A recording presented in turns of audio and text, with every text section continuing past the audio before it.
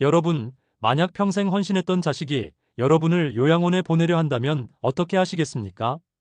오늘 이야기의 주인공은 놀라운 반격을 보여드립니다. 여러분은 어떻게 생각하시나요?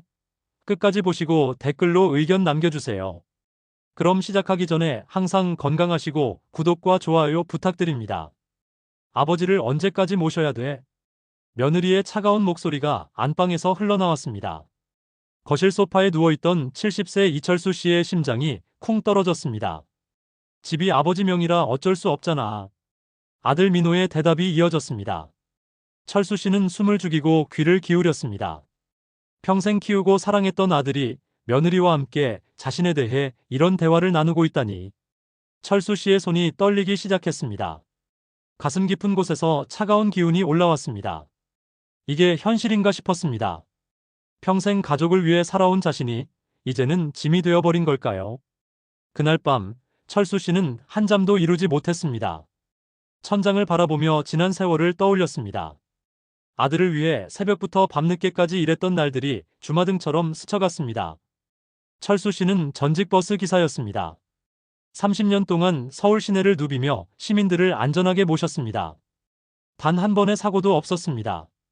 비가 오나 눈이 오나 성실하게 핸들을 잡았습니다. 철수야, 너 정말 대단해. 30년 무사고라니. 동료들이 감탄할 정도였습니다. 그 덕분에 퇴직 후에도 매달 180만 원의 연금을 받을 수 있었습니다. 아내 순자 씨와 함께 어렵게 장만한 서울 강동구 아파트는 이제 5억 원이 넘었습니다. 젊은 시절 야근과 특근을 마다하지 않으며 모은 돈으로 산 집이었습니다. 여보, 우리 정말 고생 많이 했네. 순자 씨가 자주 하던 말이었습니다. 하지만 순자 씨는 5년 전 갑작스런 병으로 세상을 떠났습니다. 철수 씨는 홀로 남게 되었습니다.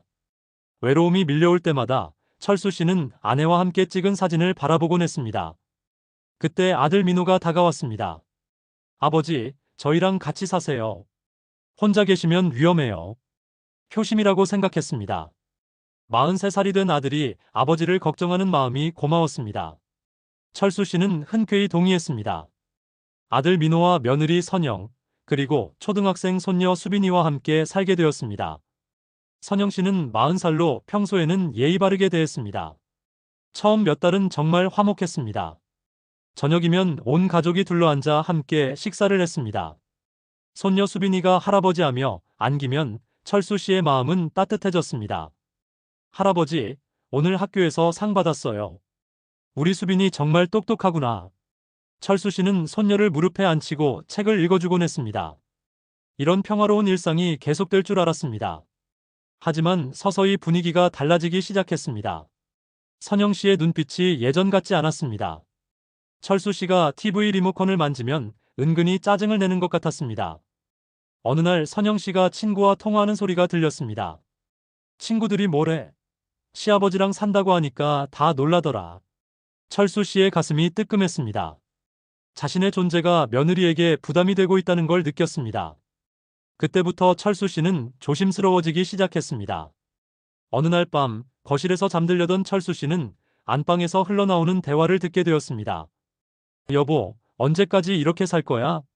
선영 씨의 목소리였습니다. 짜증이 섞인 어조였습니다.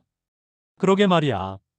아버지가 건강하시니까 10년은 더 사실 수도 있어. 민호의 대답이었습니다. 철수 씨는 숨을 죽이고 귀를 기울였습니다. 그럼 우린 10년 동안 이대로. 아무래도 그런 것 같아. 근데 집이 아버지 명이라서. 철수 씨의 머릿속이 하얘졌습니다. 자신을 짐으로 생각하고 있다는 게 확실해졌습니다. 심장이 빨리 뛰었습니다. 입안이 바짝 말랐습니다. 밤새 잠을 이룰 수 없었습니다. 베개가 눈물로 젖었습니다. 평생 사랑하고 헌신했던 가족이 자신을 이렇게 생각한다니 믿을 수가 없었습니다. 다음 날부터 철수 씨는 아들과 며느리의 행동을 유심히 관찰하기 시작했습니다. 그들의 대화 하나하나가 의심스러웠습니다. 며칠 후 더 충격적인 일이 벌어졌습니다. 아들 민호가 누군가와 통화하는 소리가 들렸습니다. 형, 그 방법 어떻게 하는 거야? 민호는 화장실에서 조용히 통화하고 있었지만 철수 씨의 귀에는 또렷하게 들렸습니다. 치매 진단받게 하면 쉬워진다고. 그럼 요양원에 보낼 수 있고. 철수 씨는 몸이 얼어붙었습니다. 아들이 자신을 치매 환자로 만들려는 계획을 세우고 있었습니다. 가족 진술이 중요하다고 했지? 아버지가 깜빡깜빡한다고 하면 되는 거야? 전화 너머 누군가가 조언하는 것 같았습니다. 민호는 열심히 메모하고 있었습니다. 철수 씨의 다리에 힘이 빠졌습니다. 벽에 기대어 겨우 서 있을 수 있었습니다. 평생 성실하게 키운 아들이 이런 짓을 계획하고 있다니. 그날 저녁 식사 때 민호가 말했습니다. 아버지, 요즘 건강은 어떠세요? 혹시 깜빡깜빡하는 일은 없고요? 철수 씨는 아들의 의도를 알기에 더욱 조심스럽게 대답했습니다. 아니야, 멀쩡해. 하지만 민호는 계속해서 치매 관련 질문들을 던졌습니다. 철수 씨는 아들의 계획이 본격적으로 시작됐다는 걸 깨달았습니다. 철수 씨의 마지막 희망은 멀리 사는 딸 지연이었습니다. 지연은 46살로 부산에서 살고 있었습니다. 평소 아버지를 많이 걱정했습니다. 어느 날 민호가 지연에게 전화를 걸었습니다. 철수 씨는 멀리서 그 대화를 들었습니다. 누나, 아버지가 요즘 좀 이상해. 민호의 목소리에는 걱정하는 척하는 연기가 섞여 있었습니다.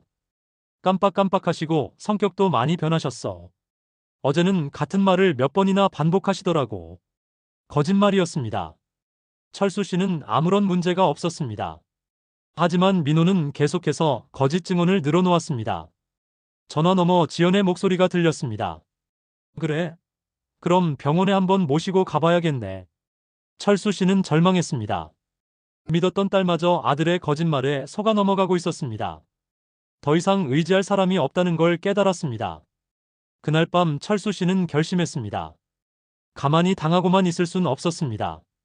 자신의 인생은 자신이 지켜야 했습니다. 다음 날 아침, 철수 씨는 일찍 집을 나섰습니다. 먼저 은행으로 향했습니다. 창구 직원에게 예금 잔고를 확인해달라고 했습니다. 현재 잔고가 2,300만 원입니다.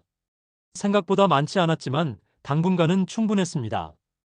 연금까지 합하면 혼자 살기엔 문제 없었습니다. 다음으로 등기소에 가서 아파트 등기부등본을 뽑았습니다. 분명히 자신의 이름으로 되어 있었습니다. 아들이 함부로 처분할 수 없는 자신만의 재산이었습니다. 부동산 중개사무소로 향했습니다. 사장은 철수 씨를 반갑게 맞이했습니다. 어르신, 무슨 일로 오셨나요? 집을 팔려고 합니다. 급하게요. 시세가 5억이 넘는데 급매로 하시면 손해가 크실 텐데요. 상관없습니다. 4억 7천만 원이라도 바로 팔 수 있으면 좋겠어요. 부동산 사장은 놀란 표정이었지만 철수 씨의 의지가 확고하다는 걸 알았습니다. 알겠습니다. 이 가격이면 하루 이틀 안에 팔 수 있을 겁니다. 철수 씨는 집으로 돌아가 조용히 새로운 보금자리를 찾기 시작했습니다. 연금으로 충분히 생활할 수 있는 작은 아파트를 알아봤습니다. 며칠 뒤 기적같이 기회가 왔습니다. 아들 민호 가족이 제주도로 2박 3일 여행을 떠난다고 했습니다. 아버지는 집에서 쉬세요. 우리끼리 다녀올게요. 민호는 철수 씨를 배제하고 가족끼리만 여행을 떠났습니다. 평소 같으면 서운했겠지만 이번엔 오히려 좋았습니다. 가족이 떠난 바로 그날 부동산에서 연락이 왔습니다. 어르신, 집 계약 성사됐습니다. 내일 잔금 정산하시면 됩니다. 철수 씨는 미리 준비해둔 이사업체에 연락했습니다.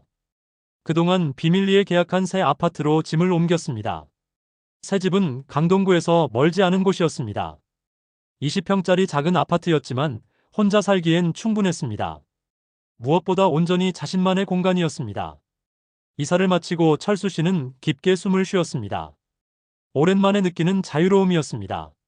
사흘 뒤 여행에서 돌아온 아들에게서 전화가 왔습니다. 아버지, 집이 왜 비어 있어요? 짐도 다 없고 사람도 없고. 민호의 목소리에는 당황함이 가득했습니다. 팔았다. 철수 씨는 담담하게 대답했습니다. 뭐라고요?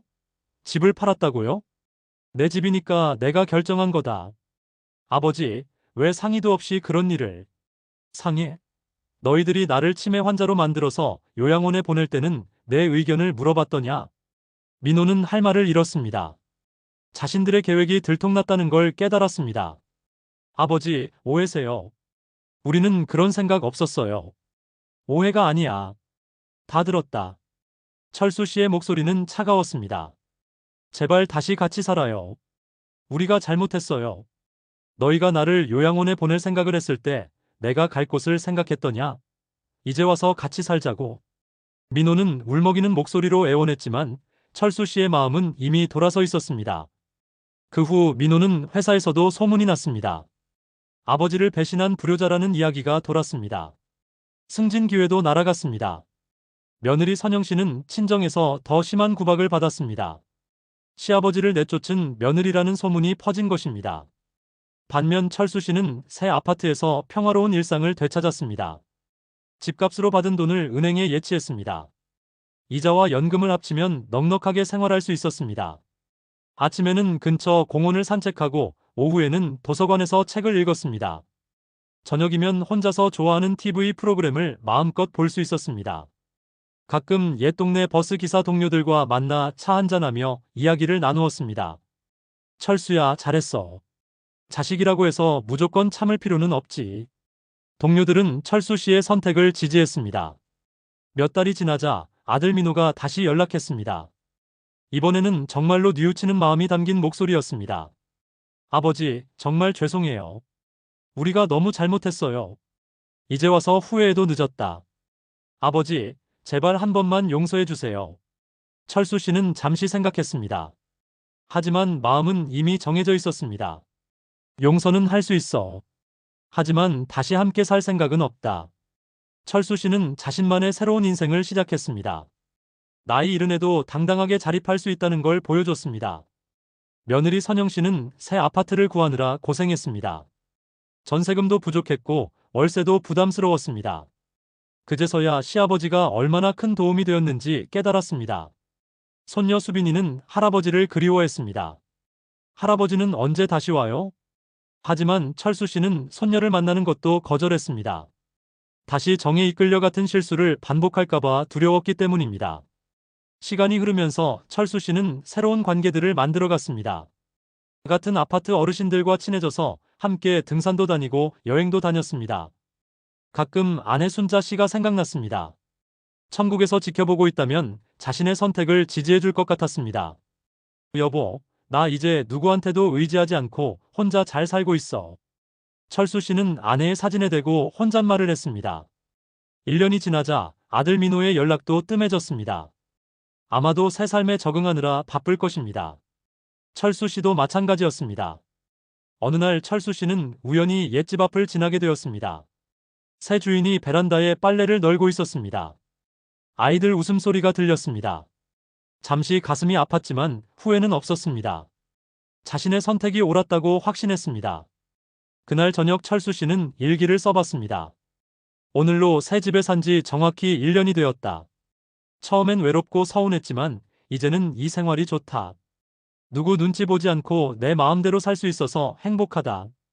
다음 날 아침 철수 씨는 거울을 보며 웃었습니다. 얼굴에 생기가 돌아온 게 느껴졌습니다. 자존감도 회복되었습니다. 여러분, 나이가 들어도 절대로 무시당하면 안 됩니다. 철수 씨가 누군가에게 하고 싶은 말이었습니다. 내 인생, 내 재산은 끝까지 내가 지켜야 합니다. 가족이라는 이름으로 이용당하지 마세요.